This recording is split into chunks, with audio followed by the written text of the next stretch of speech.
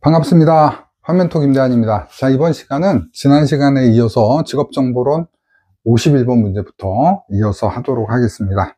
자, 51번 서비스 분야의 국가기술 자격 종목 응시 자격 기준으로 틀린 것은, 자, 서비스 분야는 비슷한 공통점들이 있어요. 모두 다 그런 건 아니지만 대체로 이렇습니다. 자, 1번 직상 같은 경우에, 직상 1급 같은 경우에는 보통 실무만 했을 때 자격이 3년이에요. 그러니까 실무 관련 분야에서 3년. 그러니까 내가 상담을 3년을 했다. 그럼 1급 응시 자격이 생기는 거예요. 근데 이렇게 안 했을 경우에 2급을 딴 후에 실무는 2년만 하면 되는 거예요. 쉽게 정리해 볼게요. 2, 3만 기억하세요, 여러분. 비슷한 게 많으니까. 물론 임상심리사 1급 같은 경우는 다르지만 여러분 2, 3만 기억하세요. 2, 3. 2, 3. 그러니까 2급일 땐 2년. 그 다음에 그 위 등급으로 갈 때는 1년 더 추가한다. 2, 3, 2, 3. 그 밖에도 소비자 전문 상담사라든지 사회조사 분석사 1급 같은 경우에도 이러한 조건이 똑같으니까요. 같다라고 보시면 됩니다. 대체로 이렇다. 52번. 그래서 제가 항상 말씀드리지만 만점 받는다라는 개념보다 내가 합격을 한다라는 개념으로 여러분 좀 접근하시는 게 좋아요.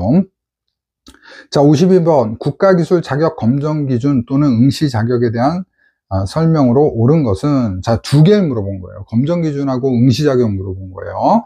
그러면 먼저 여러분 응시 자격부터 제가 좀 한번 해보도록 할게요. 먼저 여러분들이 이건 이해를 해야 돼요. 가장 높은 국가기술 자격은 기술사예요. 기술사. 그 다음에 기능장이 그 다음이고요. 기능장 다음에 기사, 그 다음에 산업기사예요. 산기. 산업기사 제가 줄여서 썼습니다. 자, 그 다음에 이걸 응시하려면 우리가 보통 실무부터 보기 때문에 그 하위 단계부터 봐요. 그래서 여기는 기사, 산기, 산업기사, 그 다음에 기능사, 그 다음에 실무 이 순으로 간다. 그래서 완전히 실무를 기준으로 했을 때 이 응시 자격을 따져보게 되면요, 기술사는 우리가 9년이라는 시간이 필요해요. 관련 분야에서 9년 해야 돼요. 그러니까 많이 하는 거죠. 내가 예를 들면 사실 요리는 기술사가 아니지만 요리로 따져볼게요. 그러면 요리를 내가 어떤 자격증은 없지만 내가 9년 똑같은 거를 만들었어. 비빔밥만 9년을 만들었어. 그럼 이거 응시하게 해준다는 얘기예요. 아셨죠? 그 다음에 기능장은 9년, 기사는 4년, 산업기사는 2년이에요. 그래서 9942예요. 그 다음에 하나만 더 기억할게. 여기가 453이에요. 453. 그래서 453에 9942 요것만 기억하도록 할게요. 암기는 하지 마세요. 그냥 여러분들 이제 접수할 때 Q넷에 물어보잖아요. 저 자격 되나요? 그때 물어볼 때 전화번호가 몇 번? 453에 9942. 453에 9942. 아셨죠? 이렇게 기억하시면 좋을 것 같아요. 그 다음에 그 상위 등급은요, 보통 2년씩 가요. 그래서 2년이니까 7년, 또 2년 빼니까 5년, 그죠? 여기도 7년, 그 다음에 여기 1년, 이렇게 간다. 이렇게 기억을 하시면 되겠습니다. 자, 그러면 1번 볼게요. 기능사에 대한 응시 자격은 고등학교 졸업 이상이다, 아니다. 기능사는 응시 자격 제한이 없다. 그러니까 여기 네 가지만 응시 자격 제한이 있는 거고요. 기능사는 없잖아요. 기능사는 누구나 치를 수 있다예요. 자, 2번 응시하려는 종목에 속하는 동일 및 유사 직무 분야에서 3년 이상 종사한 사람. 3년은 기능사를 따고 해야 되잖아요. 그죠? 그러니까 이게 아니네. 그죠? 자, 그래서 이 사람은 기사 등급의 응시 자격에 충족한다. 틀렸죠? 실무에서 몇 년? 기사를 응시하려면 실무에서 몇 년? 3년이 아니라 4년이다. 4년. 그러니까 2번도 틀린 겁니다. 3번 기술사 등급에 대한 검정 기준은 응시하고자 하는 종목에 관한 공학적. 자, 여러분 이것도 기억을 하셔야겠네요. 그죠? 검정 기준을 따질 때 검정 기준은 우리가 형용사로 기억하시면 돼요. 기술사는 고도의 지식이 필요하고요. 기능장은 최상급의 기술이 필요합니다. 최상급. 그러니까 이건 기억하셔야 돼요. 고도, 최상급. 그 다음에 기사는 공학. 그 다음에 산업기사는 기초예요. 기초. 그 다음에 기능사는 숙련입니다. 숙련성이 있어야 된다. 그러니까 3번에 보시면 응시하고자 하는 종목의 공학적 기술이 이론이라고 했으니까 기술사가 아니라 기사를 얘기하는 거죠. 그러니까 3번도 아니에요. 4번 기능사 등급에 대한 검정 기준은 응시하고자 하는 종목에 관한 숙련 기능을 가지고 기능사 맞네요. 그러니까 답은 몇 번이다? 4번. 그 다음에 뭐 문장은 읽지 마세요, 여러분. 그러니까 여러분 항상 문제 푸실 때는 선택지를 다 읽어보는 것보다 딱 이렇게 잡아서 453에 994에 맞는지, 그 다음에 문장 읽다가 고도 나오면 멈추고 똥글뱅이 체크하시면 되는 거예요. 아셨죠? 나머지는 뭐예요? 다 바이러스예요. 바이러스. 항상 여러분들이 실수하는 게 답을 바꾸거나, 그죠? 쓸데없는 지문을 읽어본단 말이에요. 그게 문제가 되는 거예요. 아, 선생님 완벽하게 100점 맞으려면 그래야 되는 거 아니에요? 여러분들 100점이 중요한 게 아니에요. 합격이 중요한 거예요. 합격이. 많이들 착각하시는데 왜 합격이 중요하냐면 합격을 해야지 2차 준비를 한단 말이에요. 100점하고 2차 합격하고는 관계가 없어요. 여러분들 절대적으로 관계가 없습니다. 그러니까 자, 뭐 잔소리 같지만 좀만 더 할게요. 그러니까 90점 필기에서 90점 맞아가지고 맞은 사람이나 필기에서 딱 60점 맞은 사람이나 2차 합격 성상에서는 거의 차등이 없어요. 아셨죠? 그러니까 뭐 어떻게 해야 돼? 일단 빨리 합격하고 빨리 합격할 기준 만들고 2차 준비를 하는 게 가장 현명한 방법이지, 필기에 매몰돼서 거기에 그냥 중내 사내 이런 사람들은 굉장히 바보예요. 바보입니다. 53번 갑니다. 한국직업사전의 부가직업 정보 중 작업 강도에 관한 설명으로 옳지 못한 것은, 작업 강도입니다. 작업의 강도예요.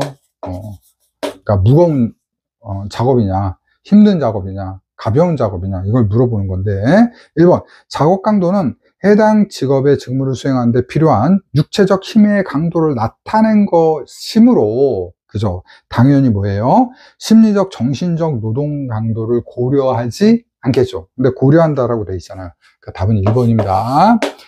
육체적 강도만 고려한다. 뻔한 얘기 아닙니까? 답은 1번이에요. 나머지는 읽지 마세요. 나머지는 그냥 쑥 넘기면 됩니다. 아까 말씀드렸죠? 우리의 목표는 뭐다? 필기 합격이다? 아니다. 필기는 당연히 합격하는 거고. 그러니까 다시, 우리의 목표는 필기 100점이다? 아니다. 우리의 목표는 필기를 합격하고 실기를 빨리 준비하는 거다. 아셨죠? 자꾸 얘기할 겁니다. 제가 지겹게 얘기할 거예요.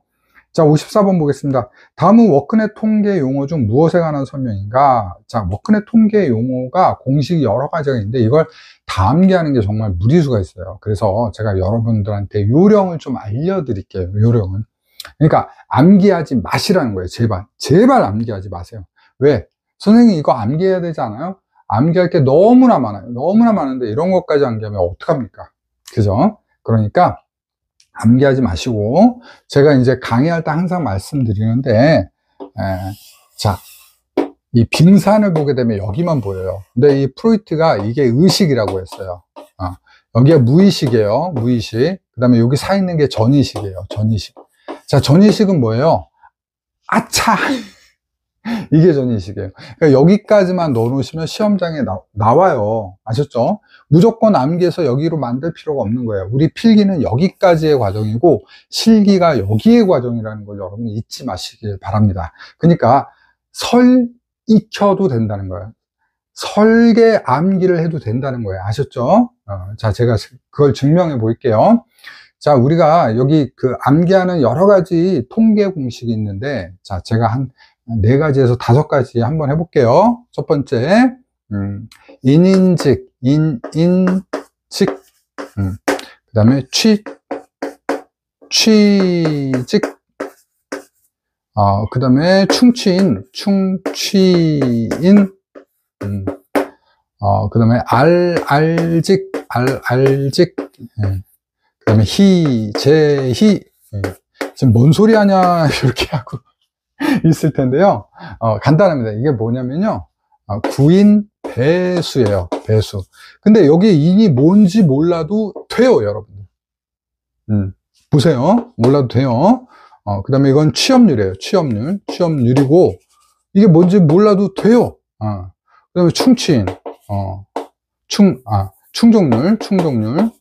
이것만 아셔야 돼요. 이것만, 충족률. 그 다음에 알선율. 희망임금, 충족률. 이래서 문제를 풀 수 있다고요? 네, 풀 수 있습니다. 필기도 그렇고 2차도 그렇고 다 풀 수 있어요. 왜? 지가 알려주니까. 봐봐요. 자, 무엇에 관한 용어인가 라고 해서 뭐라고 돼 있어요? 취업자 수 나누기 신규 구인 인원이잖아요. 그러면 취인이잖아요. 취인. 네. 취인이 어디 있어요? 이게 취인이에요. 이게 취인이에요. 한글을 읽을 수 있죠? 이게 취인이잖아요. 답 나왔잖아요. 충족률에 관한 공식이구나. 답은 1번이다. 2차도 요것만 암기해 가면 어떻게 돼요? 요것만 기억해 가면 지가 알려준다고 문제에서. 그러니까 여기가 구인 배수인지 무슨 수인지 알 필요가 없다는 거예요, 여러분들은. 제발. 그렇게 공부하는 거는 굉장히 어리석은 방법이에요. 왜 시간을 낭비하고 이거는 학대입니다. 자기 두뇌에 대한 학대예요. 아셨죠? 자, 그러면 우리 전인식까지만 넣는다고 했죠? 전인식까지 같이 한번 넣어볼게요. 어떻게 넣냐면 이렇게 넣으면 돼요. 그냥 리듬에 따라서 익혀두시면 돼요. 그러니까 시작해 볼게요. 시작. 인인직, 취취직, 충취인, 알알지, 희재희. 그죠? 여러분들 이제 식사하시고 소화 안 될 때 있잖아요. 그냥 공부하다가 좀 답답해서 거실 이렇게 돌 때 있잖아요. 그때 요거 많이 안 해도 돼요. 한 3-4번만 하세요. 충치인, 인인직, 알알직, 희재희. 됐죠? 네. 그러면 여러분 시험장에 나옵니다. 시험 문제에서 친절하게 다 알려줘요. 그죠? 자, 55번 갑니다. 환멘토하고 공부할 때는 고생하시면 안 돼요. 고생하면 사람들 안 돼. 막 그냥 세세하게 잔가지까지 다 공부하시는 분, 그런 분들 안 돼요. 자, 55번 보겠습니다. 워크넷에서 제공하는 청소년 직업 흥미검사의 하위 척도가 아닌 것은 4번 가치관 척도가 되겠죠. 청소년들은 가치관 형성이 성인에 비해서 많이 안 돼 있기 때문에 우리가 측정하기에는 부적절하다라고 볼 수 있습니다. 그래서 활동, 자신감, 직업 척도만 봅니다. 56번 봅니다. 자, 인간이 복잡한 정보에 접근하게 되는 구조에 근거를 둔 이론으로 직업 결정 단계를 전제, 계획, 인지 부조화 단계로 구분한 직업 결정 모형은 답은 2번의 힐튼의 모형이에요. 힐튼 모형이다. 자, 그런데 이 56번, 선생님 이런 거 어떻게 기억하죠? 제가 요령을 좀 알려드리도록 할게요. 자, 1번 보면 타이드만과 오하라는 분화와 통합이라는 개념을 얘기했어요. 분화와 통합. 그러니까 타이드만과 오하라 당연히 아니죠. 그 다음에 3번에 보면 브룸은 기대 이론을 만들어낸 사람이에요. 내가 기대하는 거에 따라서 동기가 달라진다. 동기 강도가 커진다. 그러니까 당연히 브룸도 아니네요. 그 다음에 수는 브룸하고 똑같아요. 브룸하고 똑같은데 거기다 힘을 더 강조한 거란 말이에요. 그러니 1번, 3번, 4번은 아니겠네요. 그렇게 해서 이제 골라낼 수 있겠죠. 그래서 여러분들이 다 기억한다라기보다 타이드만과 오하라 같은 경우도 기본 이론에서 공부하고, 그죠? 그 다음 브룸의 기대 이론도 시험에 많이 나오잖아요. 그러니까 거기 나오니까 벌써 그 2개는 아니다 하면서 골라낼 수 있잖아요. 그죠? 그런 식으로 좀 푸셔야 돼요. 57번 보겠습니다. 한국표준산업분류의 산업분류 적용 원칙에 관한 설명으로 틀린 것은 1번, 생산 단위는 투입물과 생산 공정을 제외한 산출물을 고려해서 그들의 활동에 가장 정확하게 설명한 항목에 분류해야 된다. 틀렸죠? 뭐가요? 제외가 아니라 포함이죠. 포함. 그러니까 답은 1번이고요. 다시 정리해보면 자, 투입물하고 생산공정, 그리고 산출물. 이게 뭐예요? 이거를 우리가 산업활동이라고 하는 거예요. 산업활동. 쉽죠? 그러니까 예를 들어 볼게요. 우리가 재료 같은 걸 투입을 해요. 그래서 생산공정에서 샤브작 만들 거 아니에요. 그래서 나와서 그 나온 산출물이 무형이면 우리가 뭐라고 해요? 서비스라고 하는 거예요. 서비스. 지금 저도 여러분한테 서비스 제공하는 거잖아요. 그러니까 저를 투입했죠. 저라는 노동을 투입한 거죠. 저의 노동력을 투입한 거죠. 그죠? 그리고 이제 생산공정은 촬영하는 거 아니에요. 촬영하려면 이 칠판이 있어야 되잖아요. 그죠? 그리고 이제 카메라로 찍고 있고 조명을 두고, 그죠? 그래서 이제 촬영을 합니다. 그리고 이제 유튜브라는 매체에다가 넣는 거죠. 이게 생산공정이에요. 그래서 이제 나온 게 뭐예요? 제 강의라면, 영상이라면 이게 바로 서비스가 되는 거죠. 그 다음에 유형이면 뭐예요? 유형이면 재화가 되겠죠. 재화. 그러니까 이 둘 중에 하나라는 거죠. 모든 산업활동은, 모든 회사들은 이런 무형이거나 유형의 산출물들을 만들어낸다. 그러니까 이걸 제외하면 안 되는 거죠. 이거 전체를 산업활동이라고 한다. 답은 1번이에요. 자, 그 다음에 58번 보겠습니다. 58번. 다음에 해당하는 고용 관련 지원 제도는, 자, 58번. 첫 번째 작은 점.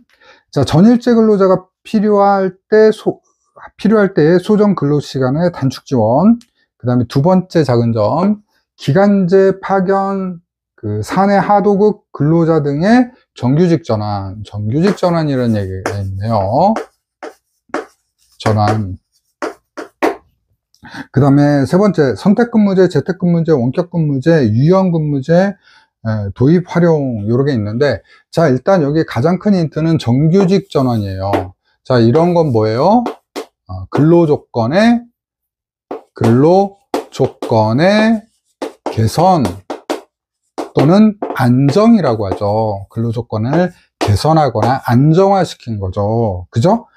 그러니까 당연히 이번에 고용안정 장려금이 되는 거죠. 자, 여러분 너무 간단합니다. 보세요. 1번의 창출은 뭐예요? 창출은 일자리를 새로 만드는 거예요.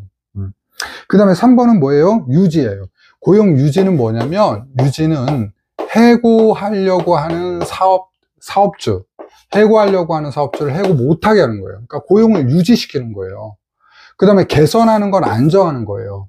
창출하는 건 새로 뽑는 거예요. 너무 쉽잖아요. 이거 틀리는 사람 뭐야? 이런 거 틀리면 안 돼요. 답이 다 있잖아요.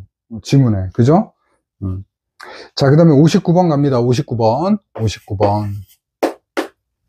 자, 분야별 고용정책 중 일자리 창출 정책과 가장 거리가 먼 것은, 자, 고용유지지원금, 일자리 함께하기 지원, 사회적 기업 육성, 요건 다 일자리를 창출하는 거죠. 새로 만드는 거죠. 4번 같은 경우 사회적 기업 같은 게, 이건 왜 답이에요?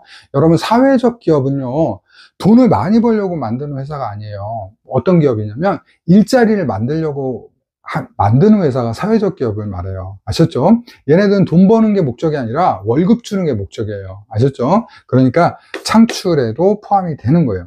근데 이번에 실업 크레딧은 실업하는 동안에 고용보험료, 연금보험료 있죠? 연금보험료를 대납해주는 제도라는 거예요. 아셨죠? 그러니까 실업 크레딧 지원이 답이다. 이건 일자리를 창출하는 게 아니다. 고용 안정제도이다. 고용 안전망에 관련된 제도이다. 요거랑 다른 거예요. 고용 안전망은, 국민 부조로서의 어떤 활동을 말하는 거예요. 국민 부조로서의 활동하는 거고, 요거는, 지금 일하고 있는 사람들의 안정성을 만들어주는 거예요. 자, 60번 보겠습니다. 직업정보 조사를 위한 설문지 작성법과 거리가 가장 먼 것은, 자, 1번 이중 질문을 피한다. 당연히 그래야겠죠. 2번 조사 주체와 직접 관련 없는 문항은 줄인다. 맞죠? 4번 응답의 고정 반응을 피하도록 질문 형식을 다양화한다. 맞습니다. 3번.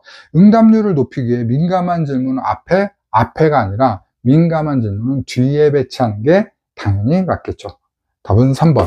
항상 그렇잖아요. 처음에는 쉽게 가다가 점점 어려워져야지. 그죠? 어려워지다가 쉬워지면 안 되겠죠.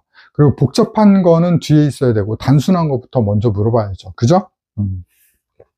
자, 그래서 여러분들 정보론 풀어봤지만 용어들이 사실 조금 까다롭다라고 생각할 수 있지만 사실은 어려운 게 아니에요. 너무나 상식적인 것들을 보는 겁니다. 이런 것도 되게 상식적인 거죠. 그죠? 상식적인 거죠. 자, 하면서 저하고 같이 필기하면서 이론에 있는 원리까지 같이 공부했으면 좋겠습니다. 자, 저하고 함께 공부해 주셔서 너무 감사합니다. 저는 다음 과목에서 뵙도록 하겠습니다. 감사합니다.